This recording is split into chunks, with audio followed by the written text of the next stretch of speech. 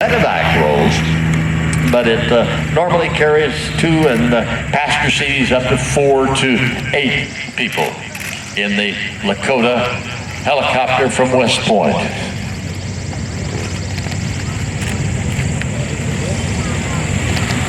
Mike Wiskus out on the runway. I'll tell you all about him as he gets underway. This is what we call a biplane for those of you who are not familiar. They caught him speeding. Here are 2 of the New York State Police Motor Unit. Dave Hendrickson, I believe the other one is Kareem Washington. They are after Mike. He was speeding in the aircraft coming down the taxiway. They're limited to 20 miles an hour, and he was doing much more than that. Got the sirens on. Mike, you better open the canopy and get out and chat. No, don't smoke them out, Mike. Come on. The chase is on.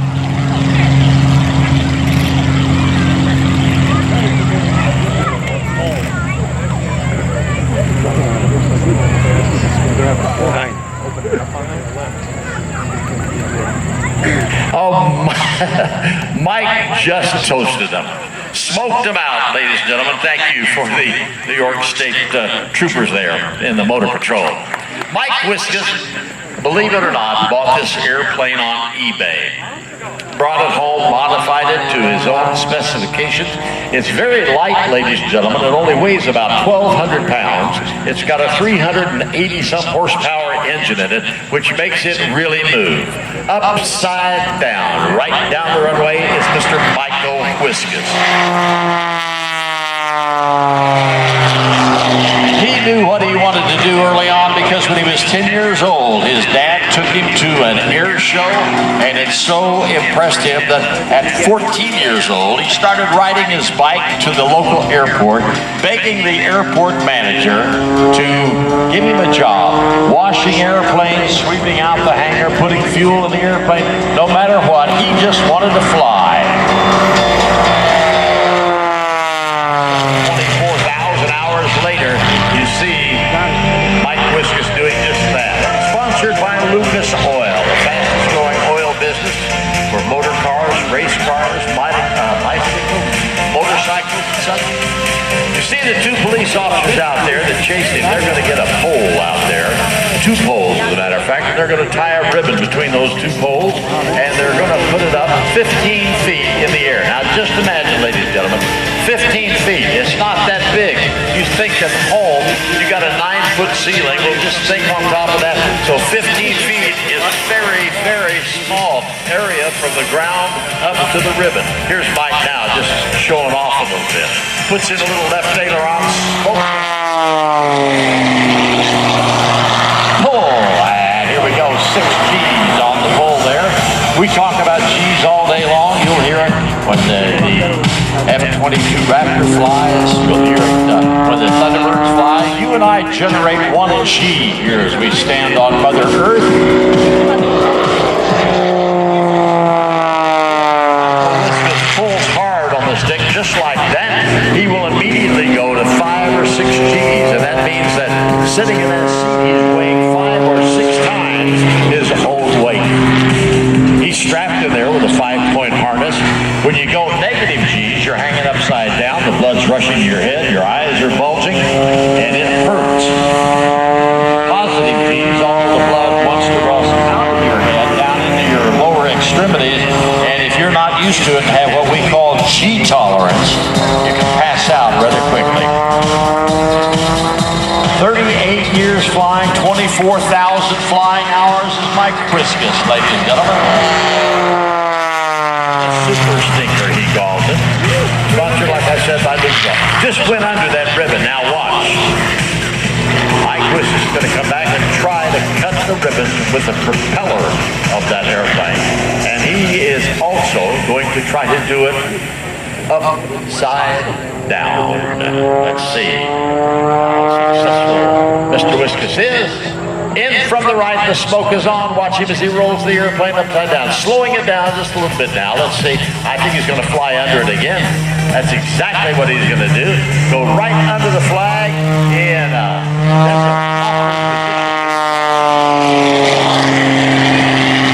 those pilots who know about flying, he had almost full left aileron in there and full right rudder to keep that airplane flying. Body of the aircraft assisting a little bit, but mostly power of the engine. We're ready for a ribbon cut now.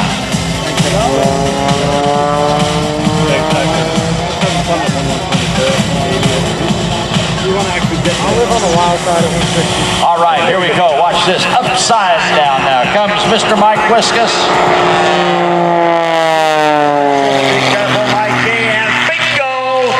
Center. How about a nice round of applause for Mr. Mike Wiskus. 9 feet above the ground, and then another 15 feet above the ground.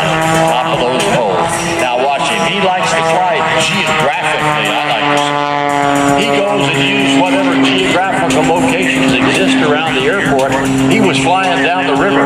Yesterday there was a boat out there. And Michael got a really good shot of smoke right down on it.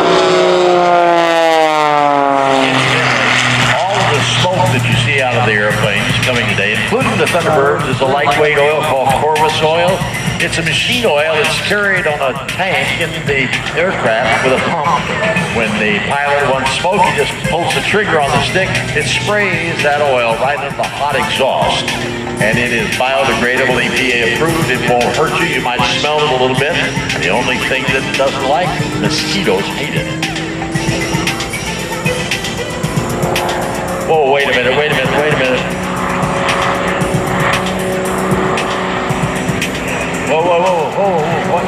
Jordan. The yellow airplane trying to land here, not allowed to land here.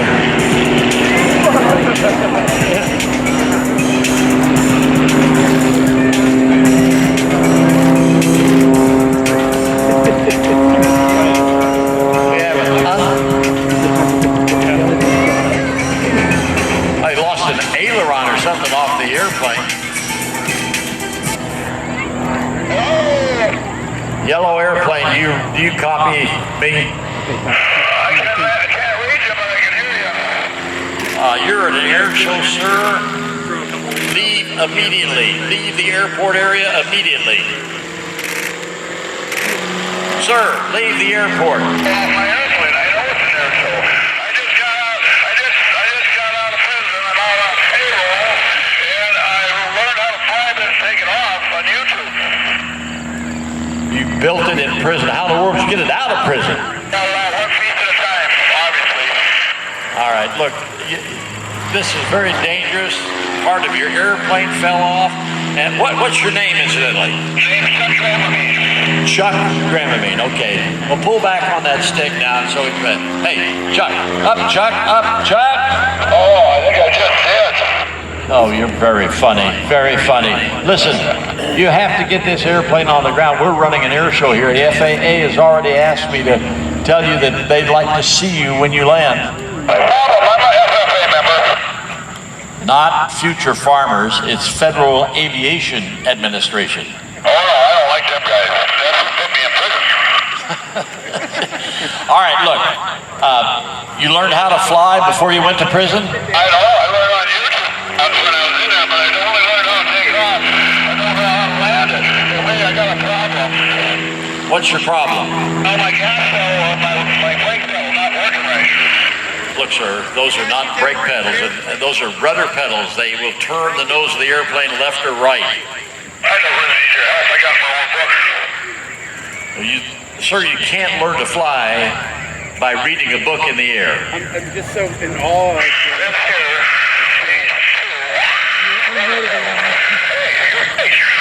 Yep, rudder pedals. Now, the stick between your legs, pull it back a little bit and the airplane goes up. Not that much, not that much. Push it forward now. Push it forward. All right, that's better. Now level out. Just bring it back to neutral. Say what, sir? Push it forward. Oh, wait a minute. Something just came out of the airplane. That's the book you were reading? I gotta have your help after all. Okay, look. Just do what I tell you. First of all, let's talk about power. You see that red knob to your left? I can't look at that right now, but yeah, I got a feel for it. Okay, that's the gas. Pull back all the way on that pedal. No. You just scraped the wing. Look, pull gently back on the red knob to slow the airplane down. Okay, I got it back and it's going down. Yeah, turn right now. Put that stick to the right. Up, Chuck, up. You did, I did that on my own. I put the throttle back in. Okay, now bring it on around. Get lined up with the runway. This is going to be perfect. Okay, get lined up with the runway. Start pulling back on that knob. Back on up. Okay, pull back on the stick a little bit. There you go. Now, just pull all the way back on that red knob. And no. Oh, wait a minute. You just lost a tire. I got a problem. I know you had a wheel problem. You lost a tire. Now I don't know if I can help you land or not. Oh, that was perfect. Now, there, scrape the wing again.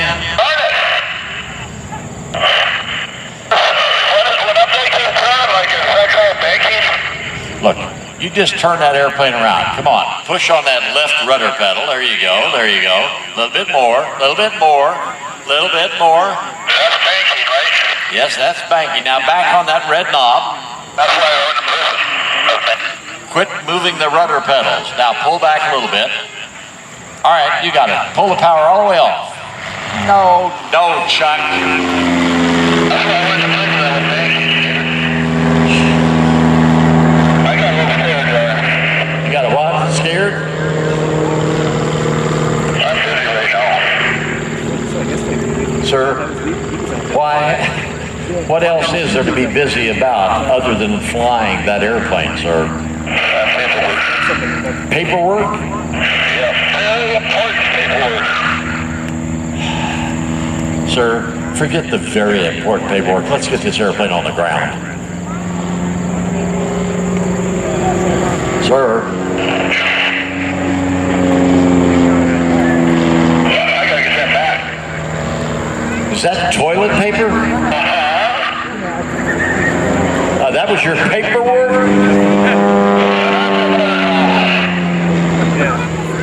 All right. Would you please do what I say?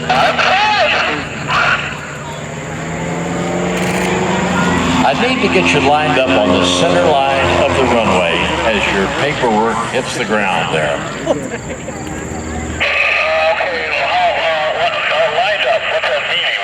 I want you to point the nose down the center line of the runway. Turn right now. Not now. Whoa, pull up. That looked beautiful. Now, keep turning to the right. Get your nose pointed right down the middle of the runway. Very good. Now, gently reduce that red knob. Reducing. Yeah. No. Keep your nose down. There you go. Gently pull back. Right there. Hold what you got. Don't do anything. Just let it settle. You're on the ground, Chuck. Quit messing with the controls. Just let it roll out. 6 months ago, I couldn't even spell pilot. Now I want. Not much of one. Ladies and gentlemen, that is Mr. Kent Pietsch. He is what we call an aviator. He's not a pilot, he's an aviator, because it takes a lot of skill to do what he does. Look at him taxi that airplane with the tail in the air. Now, let me also tell you that he, a little bit later on, will try to land that airplane on top of a moving vehicle, a truck. So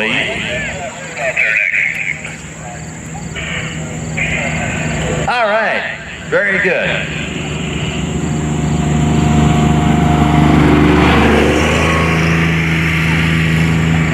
Check with the air boss here, see how we're doing weather-wise, see if we, I think coming up next is Mr. Alan Mitchell to tell you all about a B-25 Mitchell bomber.